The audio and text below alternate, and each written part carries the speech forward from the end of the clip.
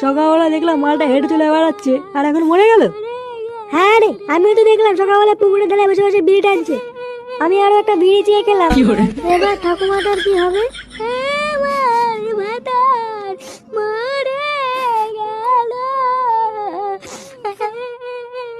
কালকে ছেলেটা মরলো তাহলে। গুড মর্নিং 2.5 টাকা পেতাম, বাড়া না দিয়ে মরে গেল। সে বাড়া দেবে দেবে না দেবে না দেবে, আজ থেকে বাড়া বুড়োর বউ আমার। কি